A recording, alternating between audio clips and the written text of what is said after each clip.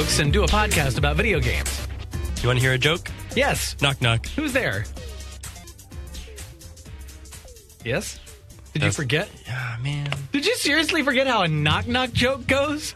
So Dylan and I share an office, obviously. Ooh. And every single person that walks in always comes in and they're like, knock, knock. They, like, literally, I don't know what it is, but probably 50% of people that walk into our office, like, fake knock and, like, walk through, they're like, knock, knock. And I always say who's there. And nobody has ever had a knock, knock joke. And I find that so upsetting. You're opening the door to an office that's actually already open. Right. And they're... oh, well. I hear that Priscilla has good knock, knock jokes. She's never offered one, but I hear she has good ones, so... We'll see. I don't know if the microphone just picked up my stomach gurgle. These are real directional. You're probably okay. I had spicy chicken ramen. Oh, and it was sounds spicy. dangerous. It's dangerous. Yeah. I have never had real ramen. Oh, this wasn't real ramen. Oh, you had either. fake It was ramen. I had real ramen. You've never had real ramen? Mm-mm. You actually had real ramen. Were you at the mall when you ate that?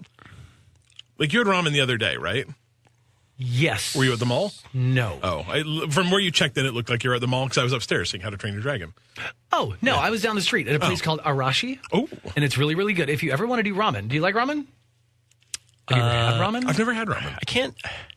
I think I might have had ramen one time. Okay. Like real, yeah. I've never had the kind that like didn't come out of a packet. Oh, yeah. We'll go. I've had a lot of noodles, and I just don't know which time I've had what noodles. I like the noodles, though. I like Arashi down near where we live. Really like it. All right. And then there's a place near where we live called Zen. All right, I'm down for. I like noodles. It's so good. Do they make Some hot vegetarian nudes. nudes? Yeah, they've got a vegetarian. Let's do it. Some what'd you say? Hot nudes. I love hot nudes. Everyone That's does. what I call them. Noozles. Noozles. It's good. Noodlies. All right, welcome to the Bite Me Podcast, episode 119. We are going to talk about some video games today. My name is Adam West. I am Cliff Johnson. The Dylan. Aw, Dylan sounds kind of sad. that's okay. We'll cheer you up. We're all sad. Not really. So aside from what we're playing, we're going to cover some news today, some Star Wars stuff, some Days Gone stuff. We might have a release date and name for the new discless Xbox One. I got to be very I was just going to say, careful. good job, Adam. Very careful. What else is on here? Oh, yeah, that game Friday the 13th that I thought was kind of just done is going to be coming to the Switch. Apex Legends, it's pretty popular. Anthem is not, and it's doing bad things to some PS4s. And poor Sony just can't catch a break because the Vita is officially donezo. Rip. Rip Vita. Plus some questions from our faithful listeners. We'll cover some cheap free games and... I think I have something to stick in the troll corner today. Ooh. Really? Was it that joke I told before we got on here? That was a good joke. No. That joke was real good. Oh, that was a leprechaun joke. Cliff and I encountered something today, and I would like to share it. Does it have to do with a sweater? Even I don't know what it is. Okay. He'll remember. But first we talk about what we are playing. I'll go first this week. Go, Adam, go. So, in hot, fevered anticipation of whenever it is released this year, and I'm hoping, crossing my fingers, it's sooner than later, I am replaying Ori and the Blind Forest Definitive Edition. So I cracked that open the other day and decided I was going to start playing that again. And I'm already farther in the hour and 55 minutes that I've been playing this go-around than I think I got in the first 2 weeks of it the first time. I played that game the same way, where I started it probably 3 or 4 times before I actually finished it. Such a good game. And that opening sequence, man... Even knowing how it ends, I know. that's heartbreaking. It's so rough. Yeah. Because Ori's just a sweet little thing. He just wants to help everybody. Little spiritual kitty cat. Yeah, we need to figure out what an Ori actually is. It's adorable is what it is. Because I have decided I want a tattoo of Ori somehow. On your nose. On my nose? Yeah. You heard it first here, folks. I don't think I'm going to do that. I don't think you should. That's a Why commitment. not? God, that game would be so gorgeous though, with like those like really purpley greeny backgrounds with a white Ori in front of it, or kind of skin colored Ori, I guess. But Well, I would go white, even though white is the only color that you cannot have removed by a laser. Really? That color will not come out. All Interesting. colors, I think all you others might will. be far enough down the tattoo path to I've not got have to white. worry about I don't getting care. something removed. I really don't On give a your crap. nose. Except if you get it on your nose. I'm not putting Don't it get on one my on your nose. It'd be so cool. Yeah. Get the Mike I can Tyson. do the like Mike jumping Tyson. over his eyebrow. Oh, God. This is the word. What was that man thinking? Oh, I know. It doesn't matter because he'll kick your. You could say kick your ass. It's Yeah. fine, but he will. Yeah, exactly. I don't Your care. face tattoo's stupid. He'll knock you out. Like, he's got a pretty cool fast Now, let's face just tattoo, cross doesn't our he? fingers he's not a game player and listens to our podcast. I didn't If say so, it's like, stupid. Come at I'm me, just bro. saying, He could guess. if anyone says his face tattoo's stupid, they get knocked out, and then his face tattoo's pretty cool now, isn't it? No, it makes a still good- does not make a cool tattoo. No. Then he knocks you out, and you're like, yeah, you're right. Your face tattoo's pretty cool. See? No, Don't change your mind. I'd be the idiot who's like concussed on the ground and just go, it's still stupid. He's still got some speed. Adam keeps getting up, and Mike Tyson What'd keeps you knocking think him now? down. I think it's stupid. Yeah, something's telling me you're not getting up after one of them. No. One of them punches. You could punch me, and I probably would get back up. Yeah. I don't think I'd take a punch. I would I'm just sure if cry. he punched me, I'd die. Like I would legitimately die. Like Like, He has a video hard. game. It is relevant. okay, it's relevant. So I'm playing that game, and I have decided that unpopular opinion time. I don't think. Okay, maybe it's not an unpopular opinion. This is a fact. My hands do not like the Xbox controller. And that's just wrong. I know. And it only happens when I play the Xbox controller, not with the Nintendo Pro controller, not with the PS4 controller. This part of my hand right here, the grip, for whatever reason, I'm not.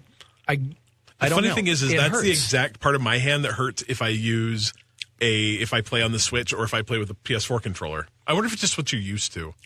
Here's the thing. I've only been playing Xbox and Switch since Spider-Man back in like September. Interesting. Interesting. So It could be the button layout too. it might be. Well, and frankly, it could just be. Do you have problems with games besides Ori? Oh yeah, all Xbox. Yeah. Oh, yeah, that yeah. sucks. Because I have a really hard time with games like Ori or like Celeste that require you to A lot of movement. do a lot of movement, Yeah. a lot of buttons at the same time, a lot of like, hey, I'm jumping and then going into a thing and then into a thing and then like those make my hands hurt. Even Rocket League, if I play it. Is too there a much. way? Can you get the PS4 controller to work on an Xbox? Is there any kind of weird? I think there's like an adapter kind of thing. It's like $40 or $50, but it actually not worth it. Well, and it takes over like one of your USB ports. No, it takes over one of your Xbox controllers. You have to like put the ID of that Xbox controller into the thing, and then it's crazy. I don't remember what it's called, but I've thought about getting it for my PlayStation, so I don't have to use the PlayStation controller. I think you should invest in one of those grip strength, finger dexterity trainers. That'll work. Are you telling me that my hands are too fat? Well, I think that they're just weak and non-dexterous. I mean, I'll be frank. Like the kind of crappy part about becoming a person of a certain age is that you go to places and they're like, oh yeah, that's just because you're old. Like I literally went to the eye doctor probably 2 years ago and I'm like, yeah, I had this kind of weird thing like where I'm playing, like I'll play video games and like my eyes just get really tired after a while and kind of strained and I'm like, if you're 40. yeah, and then literally he's like, yeah, you're getting old and that's just how your eyes work now. And I'm like, oh. Yep. And then I got a way bigger TV and it fixed now it. it fixed it, right? So essentially, like, my TV was just bifocals for video games. But I mean, like, it could just be that. Like, I mean, you know, it's a little touch of arthritis and you're, you know, who knows? So yeah, my hands have never. I just don't like the PlayStation controller as much as the other controllers.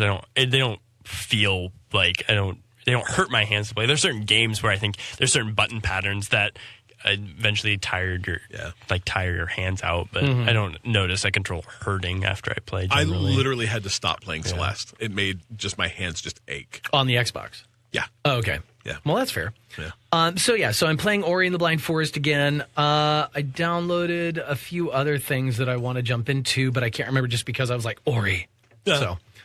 So I'm doing that. I'm still doing Tetris 99 on the Switch, which that's the thing. Like, if I can play that for 2 hours and my hands don't hurt. It's a way different movement, though. I mean, Is it, though? Yeah. Yeah. But Because you're not Okay. trying to grip things. You're not trying to like. I think the one that does me is when you're trying to use like a button or a trigger and a button at the same time, like one of the bumpers Maybe. and triggers at the same Or time. like holding this one and doing this, and Yeah, then I think it's just trying to do a lot of things at once, and especially when you're like gripping something, like holding down a trigger and then doing other you're actions. just like that's tapping what makes my hands without hurt. actually. Or you're just angry about something and you're You're just Holding tense. it so tight. Are you sure Or maybe you're I just tense? need to get through this. Tetris 99, my highest is 5th place. Nice. That's pretty can't- Pretty cool. high. Yeah, but I can't. I want that sweet number 1 spot. I want you to Do get it. that sweet number 1 Just spot. do it. I still haven't played it. I need to. That's so fun. It's Tetris. I mean, it's Tetris. But it's just the anxiety and adrenaline of like, oh my God, they're going to throw garbage at me. I love that so much. Yeah, it's fun. I think that really might tickle my my super puzzle fighter itch. I don't know if you Absolutely. tickle itches, Absolutely but- will. As someone who's a decent, as someone who's a much better Tetris player than I am, I'm talking about you. Oh, I've still never done a T-spin. Can't figure that out. I have. So I'm chalked that one up for a win. I'm wondering, because if, let's say, you've got to the 5th spot, so at some point, 90 other players got knocked out before you, right? At some point, does it kind of become, I don't know if easier is the right word, but there's a lot less people that can, A, be attacking you, or a lot less choices for you to have to, So I'm wondering at some point, is it just you're now just playing Tetris against somebody? I guess it doesn't. Yes and no, just because it's still. For me, my guess is the reason that the intensity stays up is not just because they're falling faster on your screen, which means you can send more garbage out Right. quickly. The same, is, Right, it's always something's always verse. happening. Yeah. I'm just wondering because a lot of the times when I was playing, I would be doing fine and then I would just lose because 18 people targeted me. Yeah. It's if you're number 5 and there's only 4 other people, that can't happen. You can still get a lot of garbage, but 18 people cannot do it at one time. No, but 5 people can. Right. Yeah, But and I if think it's you can going only that get quickly, so much though either. So I don't know. It just depends on how quickly they're blowing them lines out. So important question. Yes. What is a T-spin? A T-spin is when you create a space for, the little purple one that's got 3 along and then The 2 T-shaped up in the one. middle, the T-shaped one. Yeah. You create a space for that to go, and you're able you to flip it in a certain Rotate it way. at the last second, so it actually rotates into the spot that it normally wouldn't be able to fit in. And when you do that, it throws extra garbage at It people. automatically triggers an interesting. attack. So it's the only new thing I think they added for this. But that's actually a common thing in combat Tetris games, I think, from what I understand. I don't If know. you've ever played in different as far as I know, the combat Tetris T-spin games. was introduced in Tetris 99. I don't know. That's what I was. I thought I Because heard that I did it before. in Puyo Puyo Tetris, though. Oh, really? Yeah. Did That's it do yeah. the same effect where you threw more crap at people? I believe so. Oh, well, doo-doo-doo. I learned something. The more Adam knows. So that's really all I'm playing. That's Who cool. wants to go next and tell me about the bad games you're playing? I I don't play bad games. Oh, okay. only play good games. I am also playing Crackdown, which Dylan's playing, so he can talk about Crackdown a little bit. But play I'm still Crackdown, really enjoying it. I haven't played a ton of it more, but I played it for maybe an hour yesterday. It's a good time. I'm still playing The Walking Dead, which I hate with a blinding passion. But I'm going to get through that game. We're going to record a podcast probably the weekend of, I'm going to say the 17th. Well, actually, no, I'm looking at August. But anyway, about that time, sometime in that general Another area. week and a half from now? The weekend of the 16th. So Sounds I've good. got effectively 2 chapters of the 5 left, and I'm gonna get through that somehow. But what I actually played this weekend is I played some 3-player Anthem on Saturday with Colby and Kevin, and had just such a good time. That game is it's just fun. It feels so good to fly around. We played for, I'm going to say 2 or 3 hours, and I'm sure that all the terrible things that people are saying about that game are true to some degree. I'm sure that if you look at this game super, super, super critically, there are things to hate about it. But man, if you just go out and fly around for a little while like Iron Man and shoot some bug bad guys and have a good time with some buddies, the game's lots of fun. It feels so good, and once you start getting combos multiplied together, that's one thing I didn't really realize until you started playing it. I play as this, I don't remember what javelin he is, but he shoots fire and shoots ice, right? And so I can freeze bad guys, and then someone else's character can come up and punch them and shatter them, and you get a combo for that. And there's a bunch of different other ways to set up combos among your players that are just really cool.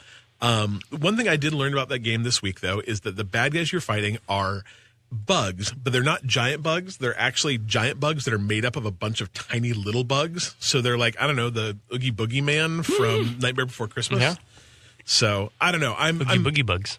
I'm having a really good time playing it, and maybe 20 or 30 hours into it, the interest of being a giant flying mechanical man will wear off. But although I'm actually a woman, so giant flying mechanical woman will wear off. But I'm having such a good time playing it. I think a lot of the criticism I've heard is that there's just not a lot there. Like, there's stuff, like the enemy stuff is generic, the names are generic, like stories. Some of the story stuff is pretty, like the character stuff in Tarsus is pretty compelling if you go through and you talk to everybody and you learn and you read and hear and blah, blah, blah, blah, blah.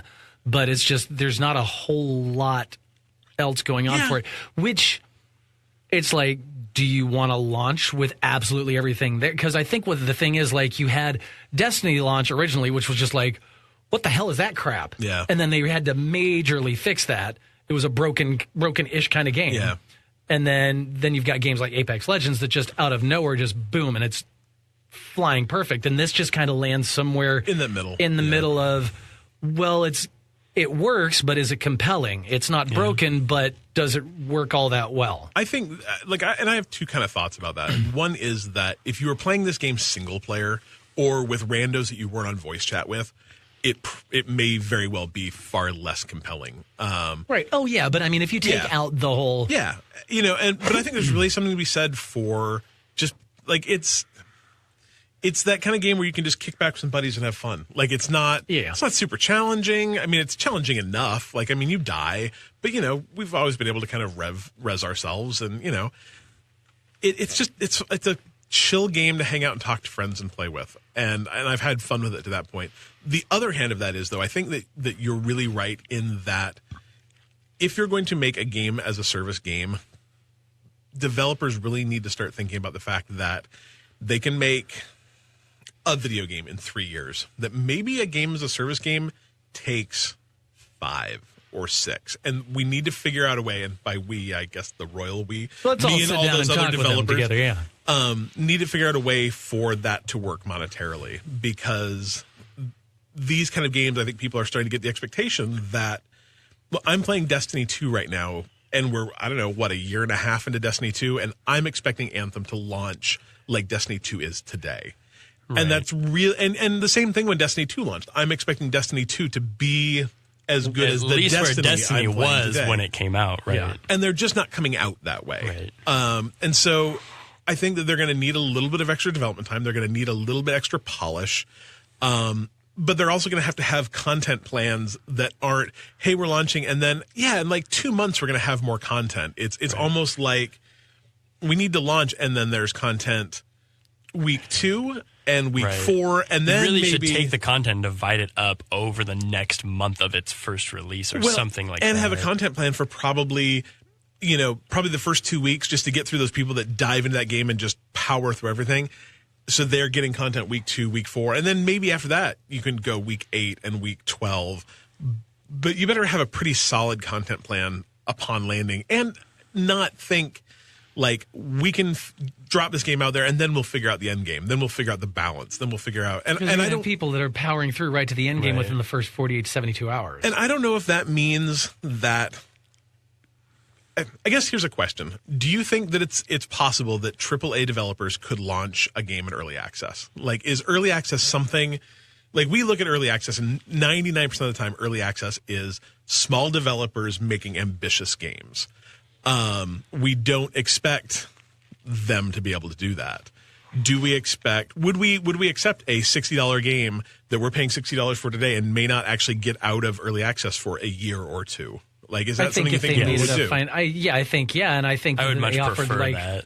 I think if they offered like some reward for that or some, if you do this, hey, we're not $40 now, 60 later, even something now, like that, 60 later, or 60 now, and the first year of DLC later, right? Yep. Yeah, whatever, something like that. Yep.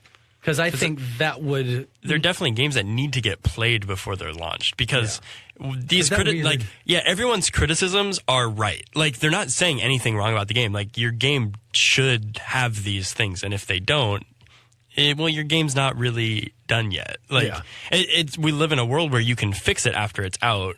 We used to live in a world where you couldn't. Right. So it's not really fair either to the consumer to say, well, this is our half-baked game. Yeah. But we also understand that it's going to be an ongoing thing. So ultimately, games can be better now than they could have been then, but it doesn't mean you can give us less now. Either. Yeah. So and maybe it doesn't need like Ark was in early access for 4 years. Yeah. But how much better would this game have been if it had launched at the same time as an early access title with the goal of coming out of early access in May or June? Do a we're going to launch 3-month beta test, and we're going to have a 3 or 4 month early access, and here's a deal, here's some money, here's it cheaper, here's free DLC. Who knows what those incentives are, but we're going to get this stuff figured out without, and have the excuse to be able to say, hey guys, it's early access, we're working on this. Not, hey, the game's out and man, we're working really hard and real fast. Right, and by doing that, you give 3 months before reviewers really need to review your game too. Yeah, and because you can do an early access review, but that's not really reviewing the game, right? Yep. So it's like, you're saying, we're putting the game out now, but review it in 3 months. Yeah. Because we know how reviewing works. It's like, you put the game out, we're going to review it, right? I don't think PUBG even got officially reviewed until it had its actual release. Yeah, most games don't get reviewed. Yeah. Some venues will do some publications will do an early access review, but most of them will not give a scored review until the game is actually out. So, I mean, I would guess that if Anthem had done that, said, hey, we're going to do 4 months of early access, the scores for Anthem would have been significantly better once it had actually come out. Right. I agree. Either way, I'm having fun with it. Now, let's talk about the other game that you played, because I also downloaded that as well, and I totally forgot that I spent, 2 hours just kind of running around. It's good. The Division 2. Yeah. I, again, played that with Colby and Kevin on Sunday. I think that's actually how my weekends are going to go for, the next couple months. We're going to play Anthem on, Saturday and the Division 2 on Sunday. Nice. It's really fun. It's very much the Division. I mean, if someone had just told you, hey, here's a DLC pack for the Division. It's set in Washington, D.C. now. Would you have picked up that game and gone yep, this sure is the Division? Very much the Division. I really liked it. The thing that threw me for a loop. So my friends Miles and Larry were in town this weekend, and I downloaded it Friday night, and I was like, I'm going to tool around in it a little bit Saturday, midday. Yeah. I was running around, and I'm like, I like it, but there's just something that's so off about, this is the Division. I can tell this is the Division. What is so different? Oh, it's not the dead of winter, and I'm not in the middle of a snowstorm all the time. And it was really, really, really, really weird running around lush green, fields and wooded areas and foliage. Yeah. And everything was very much alive, whereas the previous Division, everything was very much dead. Well, and kind of sunny. That first base you go to that they have, this huge, open... I don't want to say market, but effectively a big open market on top of a building. It's sunny outside. It looks like you might just, the first thing you unlock, they're like, hey, dude, we unlocked the barbecue. So now you can barbecue there. I'm like, that's great. I'm actually really glad that games have gotten away from every game having the color palette that runs roughly from mud to dark gray. I really like that games have realized that they can have color and that it won't make them less impactful. Right. But I had a really good time with it. I actually just got an email from Ubisoft saying hey, thanks for playing the Division. The actual game comes out in 9 days or whatever. And I was like, oh, yeah, I really would like to play more of that. It really hit me as that would be fun to play some more of the Division. So yeah, it was fun. Yeah, I really enjoyed it. But man, I guess the thing is if you liked the Division, you will like the Division 2. Yeah. If you did not like the Division, it's the same thing. The Division 2 don't. Yeah, might not be. I do think that the bad guys are slightly, and I'm slightly less bullet spongy than they were before, especially the non-boss characters. The non-boss characters, yes. The boss characters, even the non-boss characters, yes, I was 4 or 5 shots, they're down. Yeah, and if you can get a headshot, that's the thing we actually figured out. The best way to kill these guys is aim for the body mass and just kind of the recoil take you up, and so you go bam, bam, blink. Bam, bam, blink. Bam, bam, blink. Oh, there's the combo. Yeah. But yeah, the boss characters are definitely still spongy, But like that boss character in that first area where you had on the covered in like metal and armor, and like you almost understand why they're a little bit. I don't know. I like it's kind of explosiony now. There tends to be just like weird gas cans scattered everywhere that you can blow up. I was like, I'm going to shoot this guy, and I totally missed him, but there was still a giant explosion behind him. So that caught me off guard. Yeah, it's been fun though. It's a game that I think it comes out March 15th. Yeah, if you bought the massive pre-order, blah blah blah, you get it on like the 11th.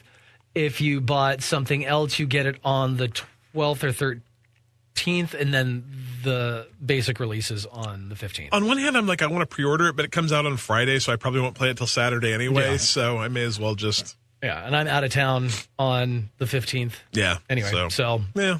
Whatever. Actually, one thing that is cool about it, though, I did notice, I think it might have even actually popped up something to tell us about it when we logged in with multiple players, is that, like, me and Adam and my brother got on and played, and Adam was like level 24, and me and my brother were both like level, I'm going to say like 12.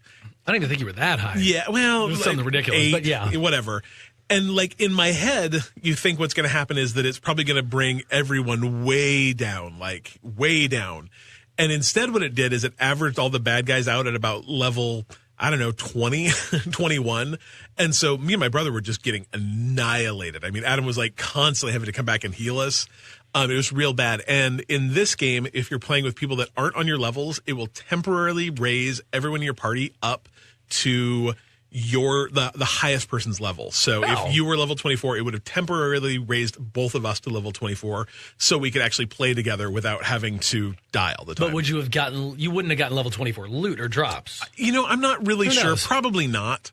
Or maybe they would be level 24 then and they would drop back down. Like, I don't know exactly how that would, because the levels in the division and the way you do damage and stuff are all based on your gear. Like, hey, I got these new knee pads and all of a sudden my gun works better. I don't know how they're going to manage that exactly and how loot will work, but it's really nice to be able to play with folk that aren't your level and still be competitive. I think that's cool. Folk. Cool. Yeah, it's good stuff. Yeah, Division 2 is out the weekend of or around the 15th. Thereabouts. So there you go. Dylan, what are you playing?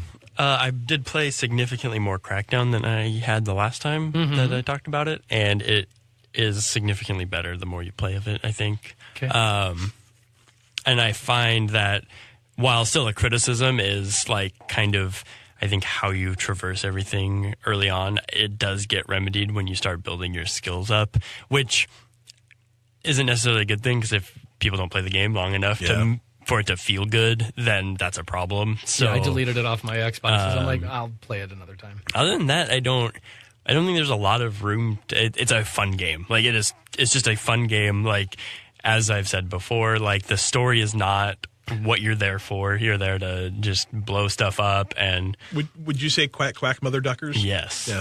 A lot of quack quacking.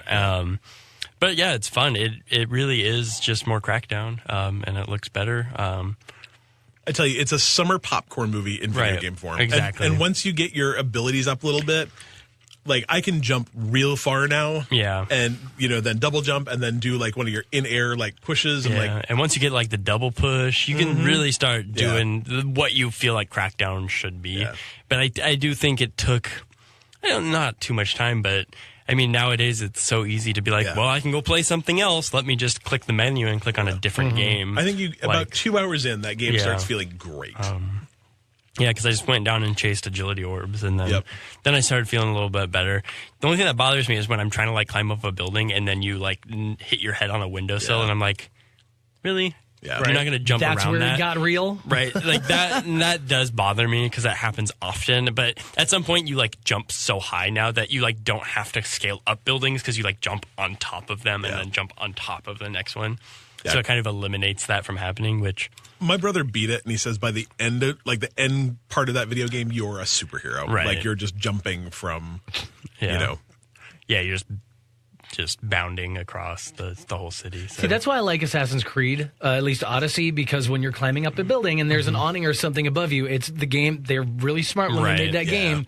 Like your character will look back and jump and reach and pull himself up and over. And I've experienced that in a lot of games like Shadow of War and stuff. Those games are really good at that. So I think you kind of expect it and then it just didn't happen, and that felt really bad at first. And then you kind of work around it, but then you get some of the bigger like rocket launcher type weapons, and you're like, this is I'll just pretty get the cool. building out of the way. I got the rocket launcher last night. So it's great. it starts getting to be a lot of fun, and yeah, some of the combat encounters can be, they're not super challenging, but some of them are like, there's a lot of enemies, so it's like you gotta work for it a little bit. So really fast too. Yeah. Like you go from like, hey, I just did the mission where you have to like break down all the mining machinery, like where you have to take down like 5 or 6 different mining.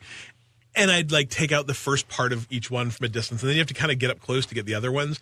And it goes from like, oh, hey, there's a couple bad guys, like boom, boom. Yeah. And then all of a sudden, like one of those mech walkers come up and a couple guys in a Jeep pull up and start, shooting missiles at you. Like the encounters to me go from like, I can handle this, like, oh no, I should probably like hop away and reevaluate pretty quick. Right. So this is slightly off topic, but have you guys seen the new Shazam trailer? Not the newest one. Oh my God. I don't know if that movie doesn't look appealing to me. I am so excited about that movie. Like, I am super hyped for that movie. I think it looks hilarious.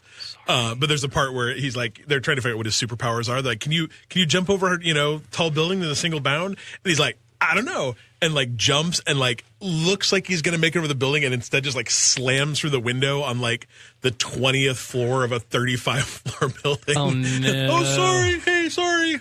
Looks real good. Real good. yeah, That's all. All right, superheroes for the win. Cool. Sorry, I'm also working and doing other things at the same time. Go work. me, multitasking. All right, so that's what we're playing. If we're not playing something we should be playing, well, that's what we were playing. I don't know. So we have a Patreon. It's patreon.com/BiteMePodcast. If you would like to help support our show via some hard cash, I'm into it. Totally into it. Or soft cash. Like, Or I can't say that. But anyway, cash. you don't have to give us like And it doesn't have bars to of be cash. gold. I mean, doubloons. I think Spanish doubloon. I think Yeah.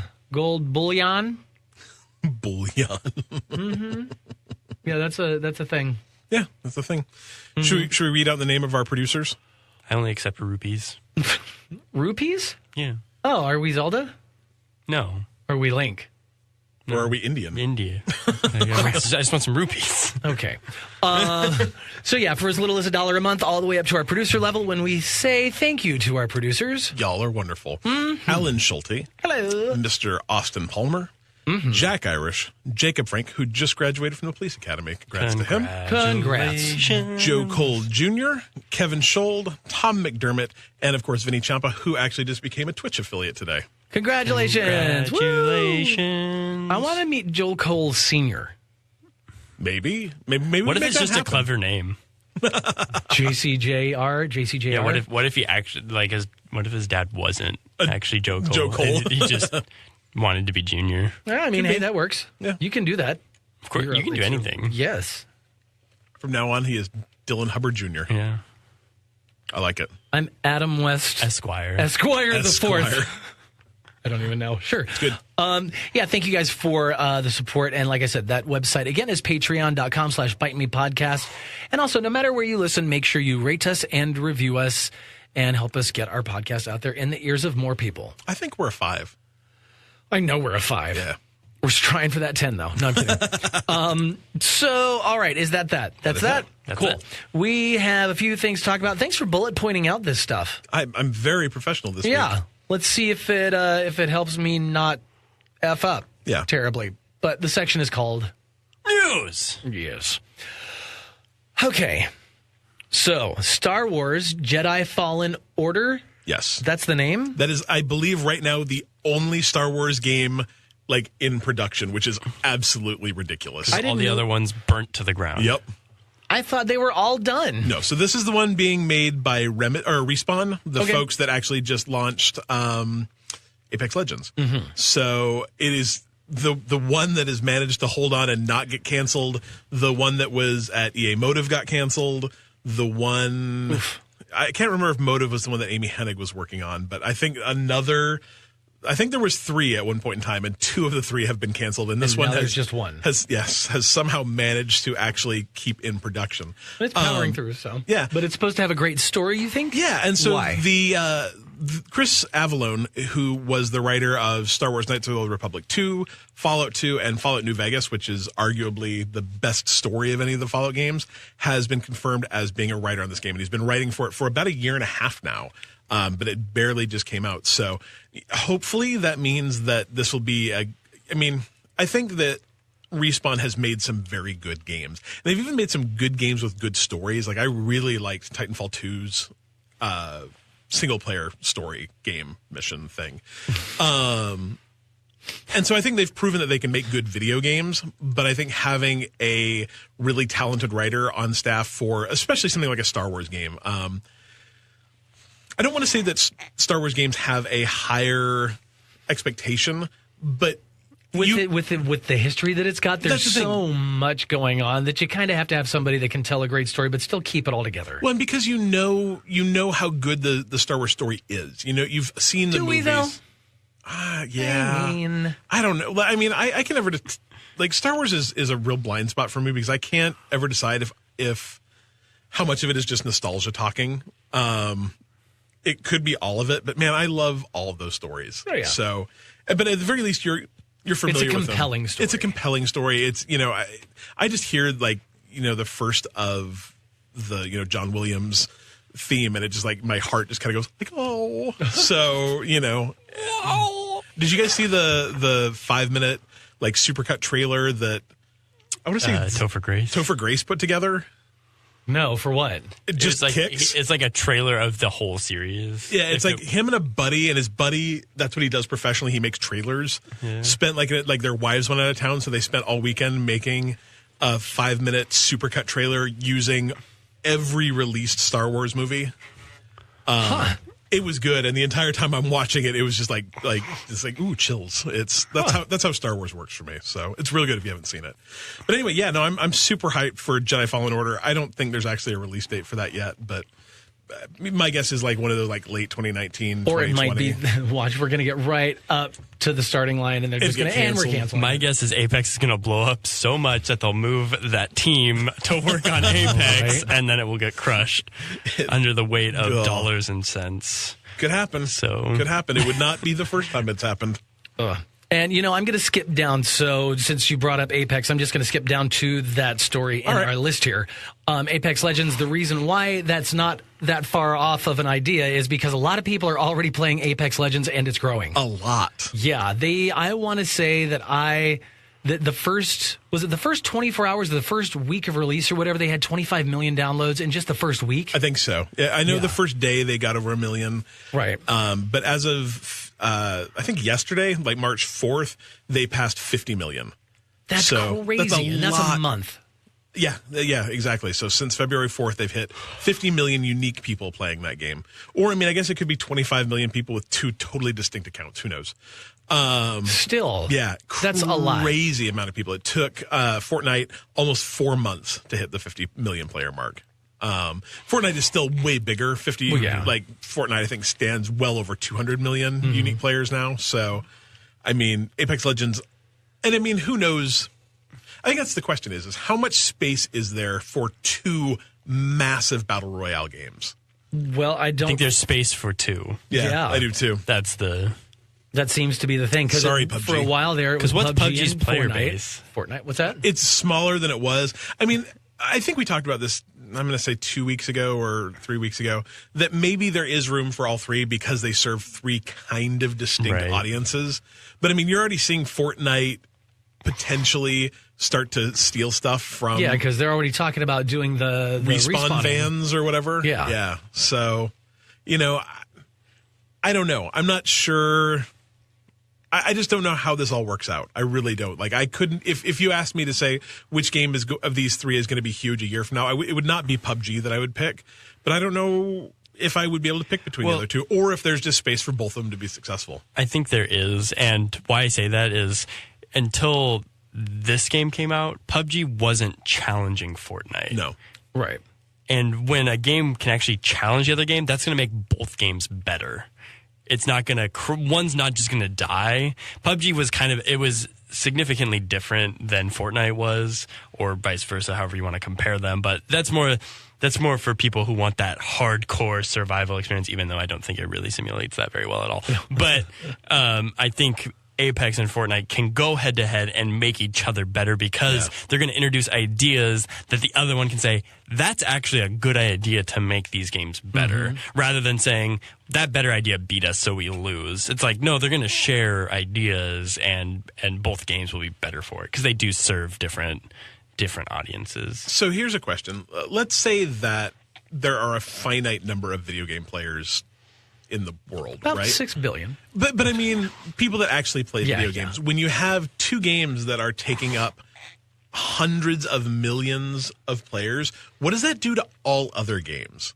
Like, at what point do games like that start impacting the success of other video games? You know, when does that start pulling players from Destiny or Anthem? Or, I mean, probably Anthem already has. Anthem did not launch well. It apparently has actually sold less than Mass Effect Andromeda, which is bad.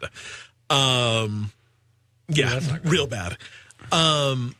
So how much of that is that the game's not good and that the game got crappy reviews? And how much is it that those folks are already playing Destiny 2 or playing Apex Legends? Right. You know, like when, I don't know. Like, I don't think that's actually true. I 100% don't think that's actually true.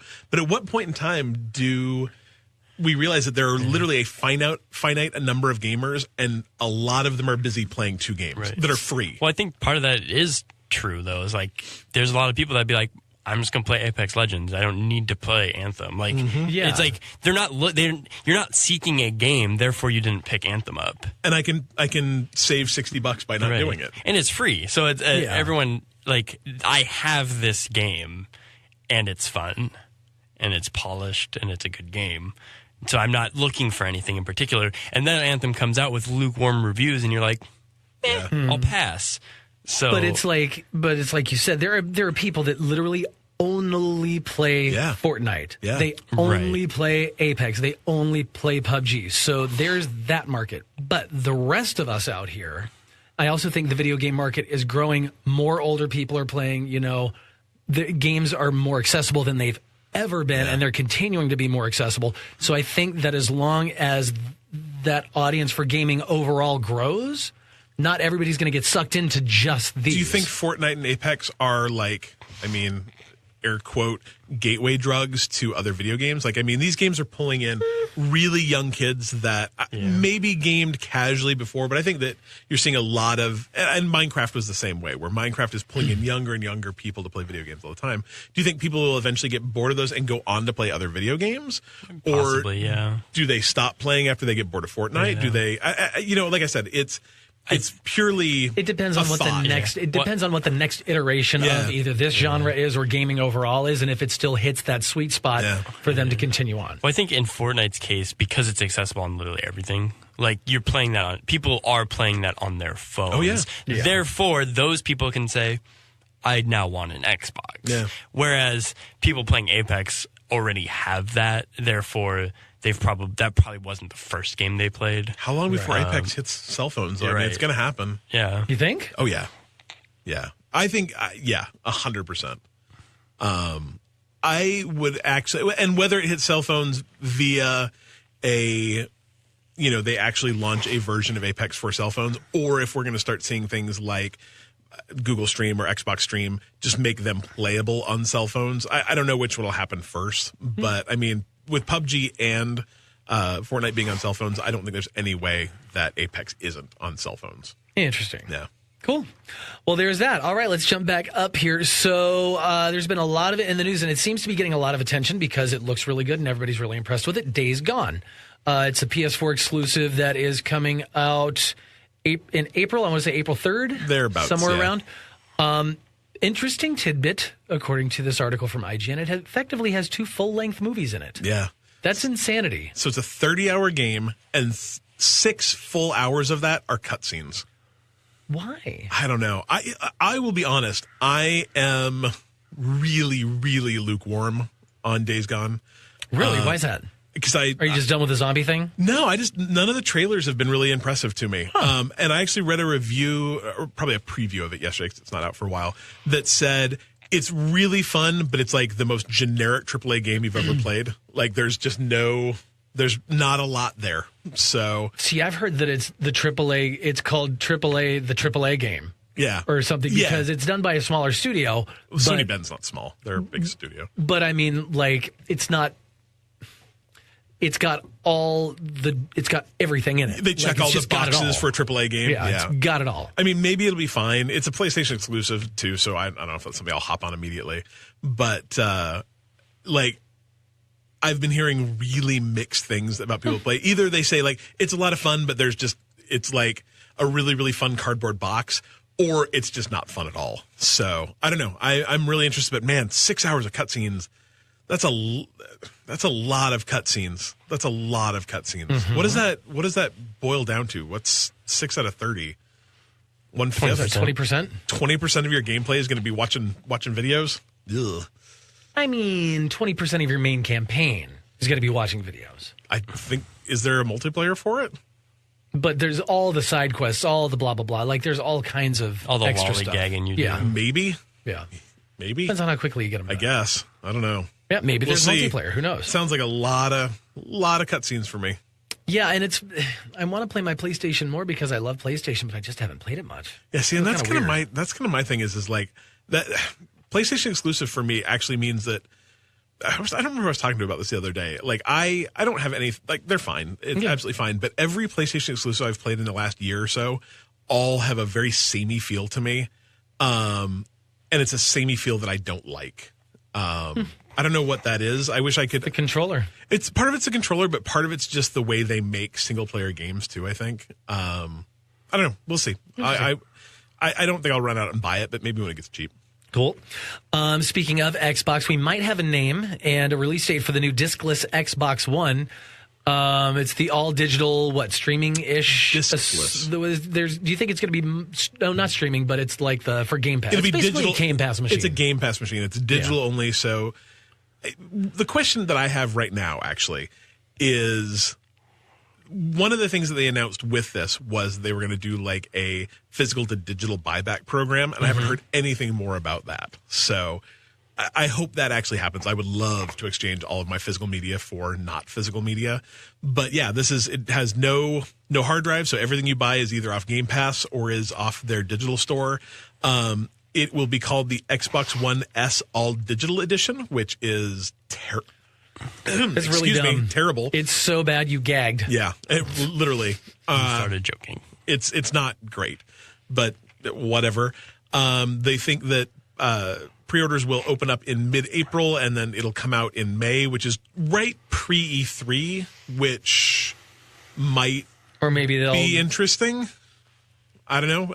We'll have to see how that comes out. This is all just rumored at this point too. Right. Like there's no hard and fast, but that it's supposed to be less than $200, which is pretty awesome. And can't you pick up just a regular 1S at $199? I don't think so. Not reliably anyway. I think they have been that cheap, but I think because I know I bought an Xbox One S with a game for $189. Granted, it was a Black Friday sale, but it was like.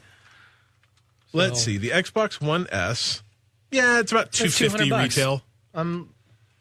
Yeah, I mean, I'm seeing Best Buy, it's $250. Microsoft Store, it's $250.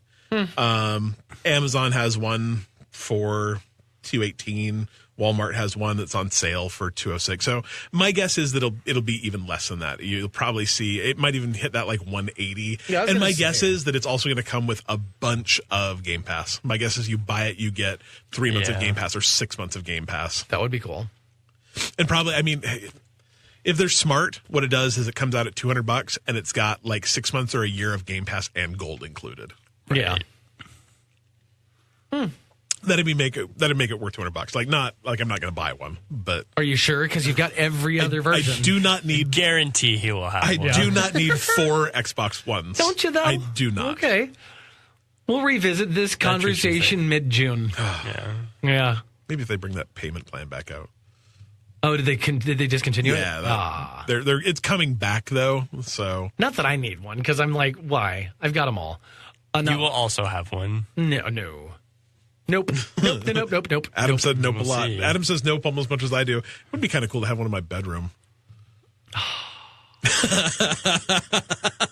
$200 streaming machine in your bedroom? That'd be all right. I don't need that because my TV and everything downstairs where my Xbox One X, like I've fallen asleep on my couch more in the last 2 months or 3 months and woken up after playing a game, woken up at 2 a.m. and just gone upstairs to bed. My couch is hella comfortable, so I don't need one in my room. I don't know. I guess we'll see. All right, so next, the Friday the 13th game that we all thought was dead and gone and never coming back is evidently on the way to the Switch. In the Friday the 13th, the Game Ultimate Slasher Switch Edition. Why? What? Okay, sidebar. What is up with the naming convention of games and systems lately? Like, they're ridiculous. Yeah. Why? And that's without even talking about things that are in the Warhammer universe that often have 2 colons. Really? Yeah. Oh, yeah. Like, Warhammer is ridiculously well known for having, like, blah, blah, blah, colon, the blah, blah, blah, colon, the blah, blah, blah. Yeah. That's stupid. Yeah, this is terrible. Friday, it actually reads a little bit better if you read it the right way. Friday the 13th, the Game Ultimate Slasher Switch Edition. Yeah. But, I mean... Every game is the ultimate whatever edition. Like... Yeah. Like, why? That just means it comes with stuff that was previously separate from the original release. I don't understand why it couldn't just be Friday the 13th, the game, and be on the Switch, and then when you go into the description, like, oh, hey, it has all the DLC. Well, everything's the Switch edition, though, if it's on the Switch. It's just dumb. I guess it's marketing. Why don't they just call it Friday the 13th, the game Pets? I think it's a great idea. Anyway, it comes with all the previous released content and DLC, including the Jason Kill Pack, the Counselor Clothing Pack, and the Emote Party Pack. The only thing you don't get is there's some like Kickstarter rewards you could get if you were a Kickstarter backer. There's no way to get those on the Switch, apparently. Whatever. The odd thing is it doesn't appear that they've like figured out their legal battles. Like there is still legal problems around the Friday the 13th name that's preventing them from making new movies and making new stuff on this game. So I don't know how this game got released unless it was just hey, we're not putting anything new on it. It's just existing stuff. But I mean, it was ported. Like the folks who did the original game are not bringing this to the Switch. It was done through a port studio. So I don't know. They didn't ask me. I thought it was weird, but I can't say that this game has ever been interesting to me to begin with. You know, I've watched Vinny play it a bunch, and if you're into that type of game, it's probably great. I'm 100% not into that type of game, so whatever. But the other game, like Dead by Daylight, is coming to the Switch too. So again, not my cup of tea. They're fun to watch, though. They just want more players, I would guess. I'm sure. And you know, you've got 25 million Switches out there in the wild already. Yeah. And with kind of Microsoft and, you know, pushing big into crossplay between the platforms, like maybe it'll work out for them. I don't know. Whatever. They're fun games to watch stream though. Like if you're not into those games, go watch someone stream Friday the 13th or go watch someone stream Dead by Daylight. They're a lot of fun to watch. So. All right, skipping over that because we talked about it. Anthem is crashing and maybe breaking PS4s. I've heard about this because I was listening to a podcast. I think I was listening to the IGN podcast Beyond, and one dude was talking about how he was playing Anthem. He's like, and my PS4 crashed. You know, the interesting thing is that actually happened with the Division 2 to me. The Division 2 actually hard crashed my Xbox. I had to like literally go all the way. I had to stand up and go turn it all the way off. No. And well, I mean, more just like I've never had that happen before. Like I've had games crash on my Xbox before, but never crash my entire Xbox. Is the OS is the OS on the Xbox like the user interface? Is it a little laggy sometimes? You know, I really wonder if there has been an update recently, because I've been noticing that games on my external hard drive, like when I go into my games thing, it's taking a long time to like pop up all my games, and but only it's games on my external hard drive. So I don't know. I've noticed some things, but I can't quite pinpoint what it is. Something seems slow in some way. But you want to ever like the coolest thing I've ever noticed on my UI, and this is just a dumb like stupid thing that I don't know why I even noticed, but put on headphones and then go to your game library and go from the right to the left, and the click noises are actually in stereo. So the ones on the left will go click, click, click, click, click, click, click. I've got an Atmos soundbar. Oh, and so you can hear it on that. And it's like, it literally goes over my head. It's so weird. It's really wacky. I really like it. But anyway, over on the PS4 side of things, Anthem is crashing consoles and even bricking them. And the bricking is very, very like word of mouth. Hey, this one guy I read about on Reddit said it was bricking my console. It probably what they're meaning is that the game is hard crashing your console. So you have to literally go either like hold down the button to turn it off or like actually unplug it to get the game going again. But then apparently the PlayStations are doing like 5-minute startup checks to like assess the health of your PlayStation after it happens. So they may be using bricking in a very... they see a blue screen, they go with blue screen of death, and no, it's not that. Yeah, it's just... bricked really means that your console will not start back up. So I would really... I'm actually shocked that this is happening just because I would think that there would be a big enough layer of abstraction between like the PlayStation OS and what games can access that a game wouldn't be able to like do like say a buffer overrun on RAM that would cause it to crash. Or I would think that the system would protect itself from what a game could do, and it doesn't look like that's happening, which is interesting and strange. And it makes me wonder if BioWare did something tricky that they shouldn't have been doing.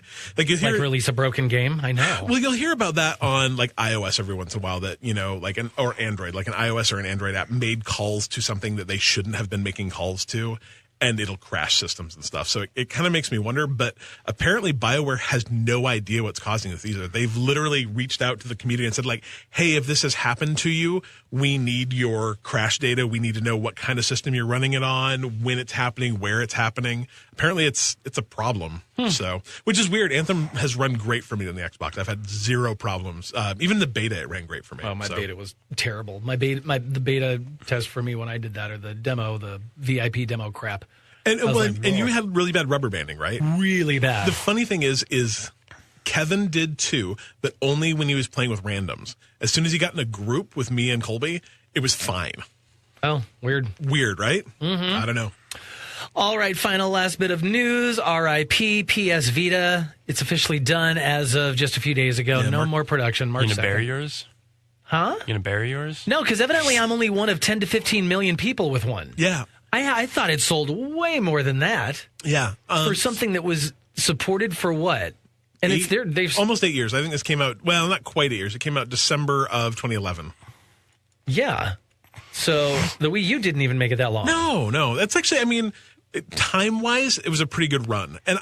And plus you got to take into account before that was the PSP. I think that which I kind of count in the same. Yeah. I count PSP and PS Vita in the PSP Go. I count that all as one kind of iteration of this, sure, or different iterations of the same thing. I think that if Sony had released a updated version of the Vita, say 2 or 3 years ago, right as the Switch was hyping up again, that was cheaper. Like you can't. That's the reason I don't own a PS. They Vita, were always cost prohibitive. Yeah, is I'm not going to spend $250 on one. Yeah. Like I'm just. It was always as much as buying the PlayStation. Yeah. Like, and that's why I never really got one. I was kind of interested, but they seemed expensive. Yeah, if they'd figured out some way to make even like a PlayStation Vita Lite. Maybe get rid of the back touchscreen. I think you need it for some games, so I don't know. But you know, if they'd figured out a way to make one that was like $180. And like, you know, re-pushed them into stores and re-pushed out a marketing campaign and showed all the, you know, the hundreds of games you can play and really shown like how you can play your PS4 games on your Vita in your house, you know, all that stuff. I think that they probably could have sold a bunch more. I think it was just like they gave up a little bit too early. Like maybe the both of those were a little too early, especially for their price points. Because I do like, I mean, when I do use my PSP, I like being able to play my PS4 games from anywhere in the house, basically on my second screen. I really like that. It's really handy. Well, and I think they cut out PS Now support for the Vita way too early. I mean, that happened, probably 2 years ago? It's just silly. Yeah, it's kind of dumb, but good going, guys. What do you do? Yeah, well, evidently you end production. And that's it. All right, that's all of our news. Next, dear listeners, we come to you with some questions, and we kick things off every week with this guy. Hey, yo, Vinny. Yeah. What happened? Well, we'll tell you what happened. He is now a Twitch affiliate. Yeah, you should go follow Vinny on Twitch. He actually does very entertaining streams. I actually watch him a lot. Twitch.tv/Devinster, all one word, I believe. He's really good. He does a lot of, lately he's been doing a lot of Dead by Daylight. He's been doing a lot of Resident Evil 2. Does he yell at the screen like I do? No, he's actually, Okay. his streams are real chill. A lot of fun. Like I said, I've seen him do it quite a bit. They're fun. So. And you get a subtle Boston accent. A little bit. Yes. I'm into it. Especially if his parents do a run-in, that's when it gets good. Yeah. Oh, do they show up? Every once in a while, they'll come into the room. Yeah, and they definitely got an accent. Yeah. All right. Vinny wants to know, what is one of your favorite video game accessories of all time? For example, the Xbox 360 Vision camera, the Xbox DVD remote, etc., etc. I have no idea what an Xbox 360 Vision camera is. Yeah, they used to have like a webcam that was Oh, yeah. specifically for the 360. I didn't know that it would have that fancy name, though. Yeah, I didn't either. Isn't Vision camera like, of course? It does seem kind of redundant, doesn't it? Yeah. I guess I mean, I don't know. What sort their of, new I system's guess. called what? The Xbox One S, the system, the movie, whatever. The ultimate game for games that game. They should have just named it the arcade. Like, I actually really like Xbox the Xbox Game Pass 360 arcade. Switch Edition. So looking forward to that. That's going to be good. If it happens. Anyway, favorite video game accessory of all time. So I can't claim this is my own, but Mansocks made a very, very valid point that the best accessory of all time is the Nintendo Power Glove. Oh, duh. Yeah, it's pretty cool. I never had one. Yeah, I never didn't experienced either. that, so I can't answer I had that. Rob the Robot. Oh, that's cool. Yeah, I had a Rob the Robot. It was really dumb. It's okay. So that's not a good answer then. Probably my favorite peripheral was the Wii Balance Board. At Those the are pretty time, cool. that was really cool. And you could do a lot of cool Wii Fit stuff with it. And it was It was pretty interesting. It worked pretty well. It worked pretty well. You could do I've played even snowboarding games on it, and it was cool. Every time I saw that, I'm like, no, I'm going to twist something, fall down, break something, hurt something, not be discovered for a week, and my It's dog not will an eat half my imbalance face. board, Adam. You're supposed to. They find Adam standing. dead and bloated in his living room. Right, and my cat's just like, what? I was hungry. His Wii character just like, hey, are you okay? Right. Adam, are you there? Adam? Yeah. No, I thought that was a really cool accessory. Yeah, I didn't. I've never really gotten a lot of accessories for any of my systems, aside from a third-party controller. You had that or dope. something. You had the Switch controller. No, it was a Wii U controller that was see-through and neon. That was cool. Yeah, but again, aside from a third-party controller, that's really, and everybody made fun of me for that because it was an Afterglow brand controller, and people are like, oh, you're going to return it in 3 weeks. When I sent my Wii U to my brother when I got the Switch, I sent that with him. He still uses it. I was trying to remember the name of that Everlast album, who's that? Who's the Afterglow? Nothing but the Afterglow. Yeah, anyway, I don't know. Third Eye Blind. it could be that. Anyway, Yeah. So yeah, aside from some controllers, I really like the Afterglow brand controllers for whatever reason. Oh, but I'll say my favorite one was the Mad Catz wireless controller for the GameCube. That was my favorite. That was my favorite one. It was really, really good. You can't find them anymore either. Oh. It was it was weird because it was a little smaller than the original GameCube controller, and it had grips on it that were more ergonomic for sure. And it almost felt like you were holding. I don't know. It just felt like a very felt good. ergonomically precise, just right controller. Yeah. So much for the Afterglow by Everclear. That's actually how I felt about my Xbox One S controller. I do not know what the difference between an Xbox One controller and an Xbox One S controller is. I could not tell There's you. a subtle difference. But God, it's subtle, and they're so much better. Yeah. I don't know if it's Is weight. the I don't S know and if the it's X grip. controller, are they different? No, they're the same. Oh, then yeah, I probably Yeah. don't like it. They just feel a little better in your hand. I don't know if Elite it's controller. Maybe. I like my Elite controller, It's awesome. but I don't know if I like it. I don't know. Mine's a little bit borked too, but I don't know. Did you say borked? I did say borked. Oh, it's okay. Yeah. What's your favorite accessory? I'm struggling to dictate what we're considering peripherals and what are accessories. It doesn't matter. I think it's all the same. There are no I guess rules I here. could name a few. The duck hunt gun. Oh, the light zapper? Good call. Yeah. Good call. Just because the technology, it still kind of blows my mind that the way that thing works. Yeah. Explain it, because I think it's really cool too. Because it is responding to the light flashing from the TV and picking it up and registering it to the gun. So it actually works like in reverse. Yeah. Like every other frame is a grid in Duck Hunt. Mm-hmm. It's really cool. It's neat. And then the Rumble Pack for the N64 controller. Oh, another good call. You would plug it in and then your controller would now rumble. Yeah. But wasn't it huge from what I remember? It wasn't it was small. Well, they had that huge slot in the bottom of the controller, and you'd shove this giant pack in there. Right. They were varying sizes, I think. Do you guys remember back in the day, I'm trying to remember which one of the Game Boys it was. Maybe the Game Boy Color that wasn't backlit. So you'd get those accessory packs that had like the big magnifying glass. I had one of those. Yeah, the original Game Boy, the same thing. You put that, and there was a magnifying glass, and it looked like you were looking through a weird bubble. And they had like the little lights that you'd like plug into it, so you could actually like see what was happening, right? The Game Boy adapter for the N64 with Pokemon Stadium. You would plug it into your N64. You could put your Pokemon game in, then use your Pokemon from your Pokemon game in Pokemon Stadium, or you could play Pokemon on your N64 on the television. That's cool. That was pretty cool. Does the Game Shark count as a peripheral? Yes. Because that was pretty dope. Yeah. And then I guess Guitar Hero controllers are pretty dope, too. Oh, good call. I never played Guitar Hero. Oh, I played so much Guitar Hero and so much Rock Band. I loved both those games so much. And I bought the new version of it, and it just didn't quite hold up, honestly. Yeah, those original ones are just better. Yeah. I don't know what it is. Like, it was fun, but it just wasn't as fun. I think they lost their zest somewhere. Ah, well. Good. All right. Well, thank you for that, Vinny. Joe Coleslaw wants to know, what game ending hit you in the feels? Does it have to be a game ending? I think it could just be a game. Okay. Is it? Because I'm like, there's a few that hit me right up in them feels real hard. Yeah. Was it? Is it? So the opening of Ori hits you in the feels. That's for sure. The opening to The Last of Us. Oh, geez. Just gutted. Same. 100% same. Yeah. Yeah, those are the two that hit me right off the top of my head. Probably the biggest for me is Firewatch, and I can't really tell you what happened. Oh, see, man, like, you should go back and watch my live stream of that, because I live streamed that entire game. Do you cry? I do not cry. Okay, I'm just checking. Because I will watch that if you cry. That game hit me hard. Really hard. Watch you cry. Like I said, I can't really tell you when it happens, but it's towards the end of Firewatch. Something happens, and it's real sad.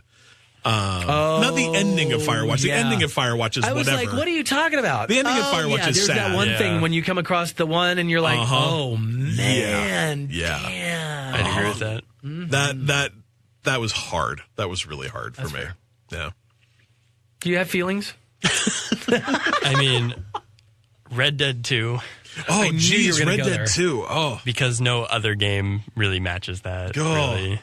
And then Detroit Become Human lately. Like, I'll throw that one out there. That one didn't it didn't affect me as emotionally, but it still was kind of like there was something there. So there is a scene in the new Spider-Man game after you fight Doc Ock or Dr. Octavius or whatever, and you have a vial of something that you can give someone. There's a scene that happens there that is just brutal. Yeah, so that one hit too. God, there's a lot of good feeling games. I can't remember the quote from Red Dead. Like, there's I don't know. I guess we won't spoil the end of Red Dead. But there's a quote that Arthur Morgan says in that game that makes the ending of that game way worse. Like my brother sent it to me after, and I was just like, oh. Yeah. Oh. It's like a bittersweet thing, too, because it's like... Yeah. Yeah. It is. God, that game is so good. Go listen to our 7-hour spoiler cast on Bite Me DLC for Red Dead if you want to know what we're talking about. We talk about 10% of the game. God, it's so good.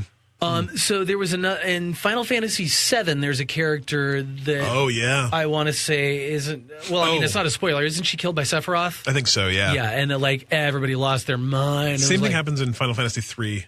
Yeah. Okay. Oh. So there's those feels.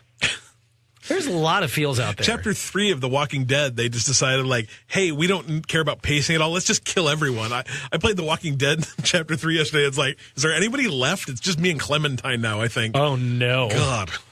It's terrible. Wow. Well, there you go, Joe Anyway. Cole. Thank you for that. Mansocks wants to know, what's your favorite Girl Scout cookie? And as he put it, the actual question is, what's your favorite Girl Scout cookie? And if you answer anything but Samoa, you're wrong. Oh, those are my favorites. They're my favorite, too. Okay. There's only 3. No, there's No. like 6, No, there's only 7. 3. Oh, okay. Sorry. There's Samoas, Tagalongs, and Thin Mints. Yeah. Tagalongs are the peanut butter Peanut covered. butter, or chocolate covered peanut butter. covered peanut butter filled ones. They're okay. I like those a lot, too. Yeah, those are. I good. don't dislike them, but they're just okay. I like anything with peanut butter in it. Oh, to me, I like Protein is good for Samoa's you. Thin Mints, and then Get out. that's a great movie, but I'm not leaving the studio. Can I like be honest about Girl Scout cookies? Like I buy. Can we get real about Girl Scout cookies? Can I not lie to you about Girl Scout Are there cookies? actually real Girl Scouts in them? It's like a Sweeney Todd thing. No, it's the Addams Family. Still Tim Burton. It's really good. You've seen the Addams Family. No, and it wasn't Tim Burton. No, you've seen the Addams Family movie though, right? A long time ago, yeah. So when I was like a bunch 4, of Girl Scouts come up and they're having a lemonade stand and they say like real snotty like, are there any lemonade? Is there actually any lemons in your lemonade? And Wednesday Adam, played by Christina Ricci, just looks at her and says, are there any Girl Scouts in your Girl Scout cookies? It's real good. But anyway, I buy Girl Scout cookies every year because I think the Girl Scouts is a terrific program and They're I really super like to awesome. support them. But I think Girl Scout cookies in general are just kind of meh, especially for how much they cost. Like, the thing is, you can go to the store and get the same. equally good cookies for half the price. Yeah. But I buy them because I like And I to do support the eat Girl twice Scouts. as many cookies Yeah. as the average person. Therefore, Yeah, I like exactly. half-price cookies. Like, Thin Mints are fine, but literally you can go and get, like, Keebler Thin Mints, and Right. they're like $2. Yeah. So I support Girl Scouts. I mean, I bought, I don't know, $20 or $30 worth of cookies this year because I think they're a good organization. But Girl Scout cookies are just okay. Samoa ice cream, though, is that sounds so good. I'm into it. It's so good. Yeah. You can buy it at the store. It's delicious. Thanks. I'll look into that. Do it. You can. Toucan. All right. Thank you, Mansocks. That's that. For Okay. your socks. Let's see what we got here. We got some cheap free games to go over for you, and I need to get into my Twitch Prime and make sure to add that, even though I don't like that one game. Twitch Prime. If you are an Amazon Prime subscriber, that means you've got Twitch Prime, correct? Yes, it is All free. right. So you get Star Vikings Forever. I don't know what that is, but I like the name of it a lot. Bad name. It's like, let's take 3 random words out of this hat. Did you know that's how Stone Temple Pilots was named? No. Yeah, they were originally STP, and then they got sued by the oil company that is also named STP. And so they literally just went to a dictionary and picked a word that started with S and a word that started with T and a word that started with P. I would have gone with super toilet paper, but that's That was also a good option, yeah. Also, the King's Bird. I'll show you the King's Bird. I watched the King's Bird the other day, and it looks really fun. It's Okay. like a kind of a momentum-based platformer. Looks good. Okay. Kabounce. That's fun to say. Is that the tie-in movie to it's a platformer Shazam? on a stick. It's a what? It's a platformer on a stick. It's a multiplayer pinball sports game. I don't think it's. I like my idea better. Yeah. And then probably the worst game I have ever tried to control in my life is called Snake Oh, Pass. it's so good. I know it's adorable. I just can't control the crap. I cannot control that You piece of can't crap. wrap your head around it. Oh, I'll be here all good. day. I'm Good. sorry, Tip you your couldn't waitress. hear my eyeballs rolling. So yeah, but I'm not saying it's a bad game. I Snake do not rattling like the way it rolling? controls. I just don't. How do you control? I can't. Okay, Whatever. there. Humble Bundles. Let's go through that because we're an official Humble Bundle partner. You can head to bitemepodcast.com/humble. Yeah. And we've got links to all the nifty Humble Bundles that are currently going on. There's some good stuff this week, too. like the Humble Indie Bundle 20. Yeah, so this is the Tell us. 20th Humble Indie Bundle. The 20th anniversary. of the Humble Indie Bundles. Anyway, Oh, Dream Daddy's in there. Sorry, spoiler, but now I want it. I really want to play it too. So, in the pay what you want list or level of the indie game bundle, you can get The First Tree, which actually is really cool. You play as a little fox. Tangle Deep, which I don't know anything about, and Among the Sleep, which is the creepiest name for a video game I've ever heard. I don't know if it's actually a horror game, but that's fine. And then Getting Over It with Bennett Foddy. Have you guys ever seen this? It's like Quap, but you're like a Did you say Quap? Yeah. Have you ever played Quap? It's a running game where you control. The answer is no. Adam has never played Quap. It's like a flash game where you control every like limb of a runner using like QWOP, I think, and have to like get them all in sequence to get this dude running. But Getting Over It with Benny Foddy is you're like a dude with a pickaxe, like inside a cauldron, I believe, and you have to like get your way over this giant mess of stuff. It looks interesting. It seems fun. Tooth and Tail, which is a fantastic. Did you guys read the books Redwall, like the mouse books? Super good. Not. Kind of like that, but it's an RTS, real fun. And then Dream Daddy, which is a dating sim where you try and gay dating sim. Yeah, where you meet it was made by the Grumpy Gamer folks, I think. Sure. Anyway, those are in the average tier, which right now is only $381, so you can get up. I just paid $10 and got them all. There you go. And then the $10 tier is Overgrowth, which is kind of an interesting fighting game that has been in development since, I don't know, the beginning of time. So grab that as well. That's a good bundle. There's some real good stuff in there. That is really good. The Humble Bundle monthly bundle has been sort of announced. It's up for you can pre-order. If you are not a Game Pass subscriber, this bundle is awesome. Yeah. So so this is the April bundle, which you buy today through the first Friday in April. For $12, you can get what's this called? Northgard, which I know nothing about, so I cannot recommend or not recommend that.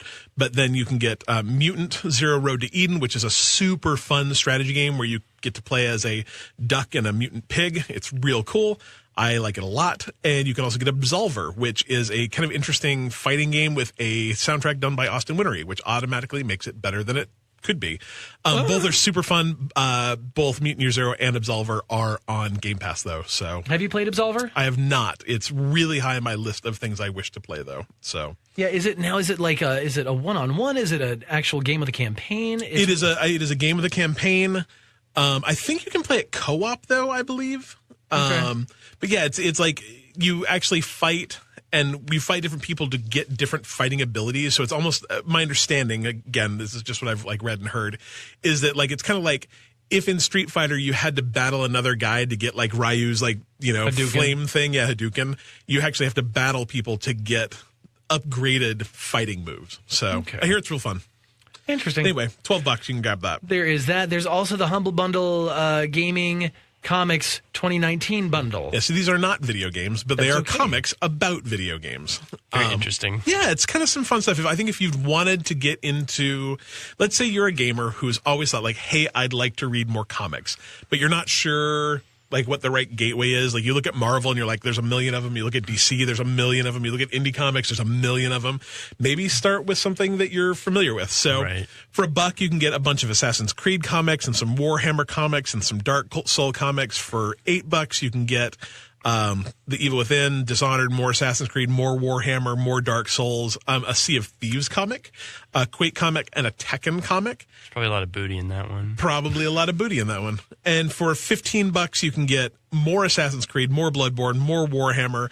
There's a Little Nightmares comic. There's a Wolfenstein comic, The Evil Within, Life is Strange, Dark Souls, and Dishonored. So kind of a fun little like gateway into comics reading. I might pick this up. It looks kind of interesting. Yeah. So I had no idea that any of those games had comics, to be honest. So I'm just looking through them all. I'm like, wow. We found out today that do you guys remember? I mean, or Dylan does because we talked about it.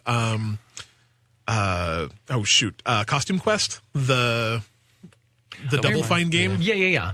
There's a comic of that apparently, but also there's an animated series coming out on Amazon Prime. Oh, that'll be fun. Yeah, I'm kind of excited about that. Nice. So good stuff. Well, there's all your Humble Bundles and cheap free games there. Let's go to Game Pass. New games for Game Pass coming in March this year. What do we got? Yeah, I don't actually have the dates for these. They don't all. Oh, apparently these. Yeah, here we go.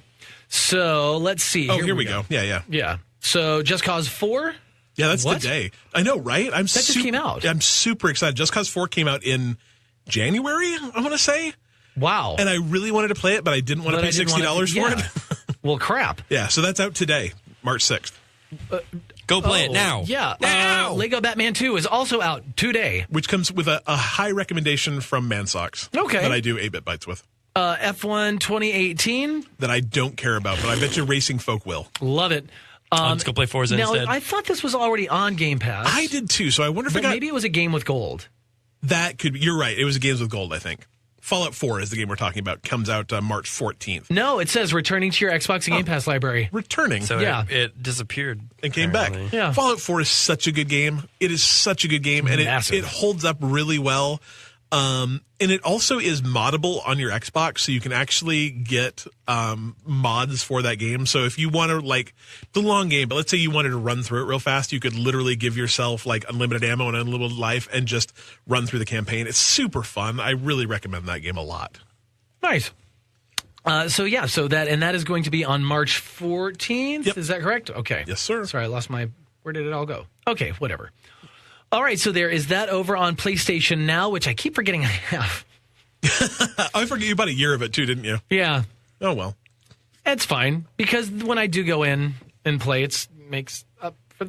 Anyway. Yeah. So what do we got coming? Yeah. Bunch of games. So A Bastard's Tale as PS4, Battlefield 4 for PS3, Black Knight Sword, which is, again, one of those kind of thrown together names, but whatever, for the PS3, Black Mirror for PS4, Dead Space 3 for PS3, which is not the best of the Dead Space games, but still a lot Black of fun. Mirror. There's a show The that's Netflix show, yeah. Is it it's not the Netflix Choose Your Own Adventure thing, is it? I don't think so. Maybe? I don't think so, though. Be interesting. Metal Gear Solid 4, Guns of the Patriot, the PS3 game. Mirror's Edge for PS3, which is a lot of fun. Mirror's Edge is a great game. Pac-Man Championship Edition 2 for the PS4, which is also a lot of fun if you want to do a little kind of multiplayer Pac-Man, I believe. NBA 2K18, which is a pretty newish game, to be honest. It's a PS4 game. Pool Nation for the PS3 if you want to play some pool on your PlayStation. Red Faction for the PS2, which was a fantastic game, like, back in the day. Is it a shooter?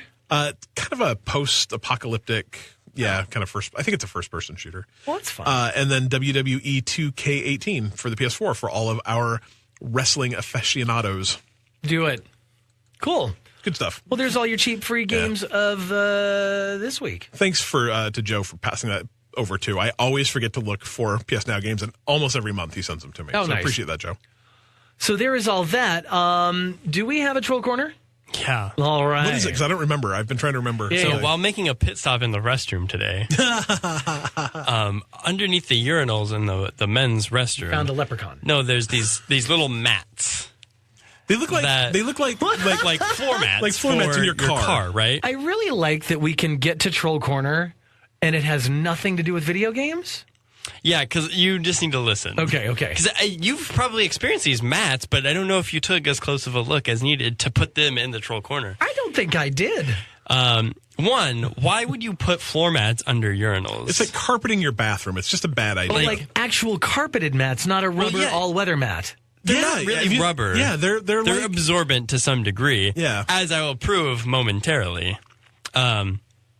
But Did you steal one? Why do you think like an 18 by 18 mat right directly underneath a urinal is going to protect the tile floor from pee? I just think mopping's a better idea. Like, if I'm why just doing not? that, mopping's a better idea. Because some part of me thinks if you pee onto this porcelain and it does splatter, it's not going to be on that mat probably at all. Unless you actually miss the toilet and pee onto the floor, right? Do you think they move them when they do mop, or do they just not mop? But this is where it gets... I'm just astounded by this conversation that's happening on our show. There's actually a health, like a life indicator on the mats. I was looking at mine. I'm like, what's that little white thing? There's like a little but it's like white too far strip. down, and then I like looked over at the one next to. I'm like, And oh, it it was has like a partially little red. red indicator. That's weird. So apparently this mat tracks about how much urine it's absorbed, I guess. Or maybe it's like time it's been. I don't know.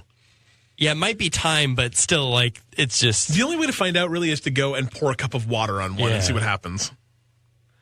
I bet you there's an answer on the Google machine. No, that's not something we're going to do. That's not how you test something. Also, they can be recycled. I don't know if there's they a can big be recycle I don't know if they sign. can be recycled after they've been used, but they can be recycled. Go take a look. I have a troll corner, and it's YouTube. No, you're the troll. I don't understand what just happened. But that's okay. It's amazing. Yeah, go Is look. it? Go pay attention when you're in there the next time, and you'll be tend like, not to look this is down really weird. Why would floor? we put a sponge underneath the toilet? It's up there with people who have carpeted bathrooms. I tell you, it's gross. It's like, why? It doesn't really make. And no, I'm sorry if I just offended somebody with a carpeted Go bathroom. My rip guess it is out. my If guess you is- have carpet in your bathroom, go rip it out. I would I've guess- remodeled a bathroom that had carpet in it, and it was gross. Take it out before someone has to work on your bathroom. My guess is that if you have a bathroom that's carpeted, you know that you don't like it. Yeah, and I don't know why you haven't fixed it yet. Ugh. That's like stepping over dog turd every time you go into your bedroom. Like, why would you do that? It Like, not pick be, it up. It might not be quite that bad. So thank you for the troll corner this week. That wasn't. You're welcome. I'll be honest. That wasn't what I was expecting either. But Not what I was expecting either. I was expecting like some random GameStop scenario crap or something or No. Gaming's good. well, there's that. Anything else? No. No. No. Are we good? I'm gonna go pee though. I know. I need to pee real bad now. Thanks, Mountain Dew. All right, that's that. Thanks for listening to our show. You can find us online at our website, bitemepodcast.com. Join our Discord. Just add bitemepodcast.com/Discord, and that'll take you there. Got lots of convos and been fun. chit-chat and stuff going on. it's good.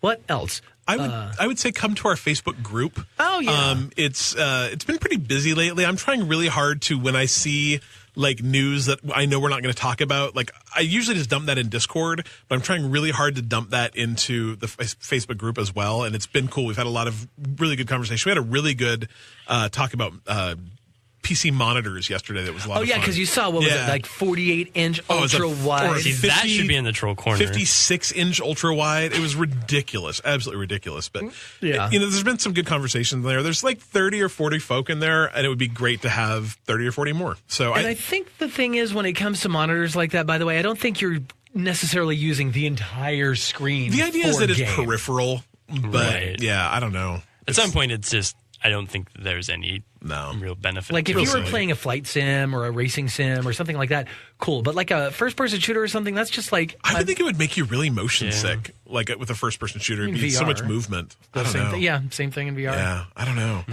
Anyway, come join our group. Just search. I think it's facebook.com/group/bitemepodcast, but I'm sure you can just search for Bite Me Podcast in Facebook groups and find us as well. Yep, So, that's BYTE Me Podcast. yes.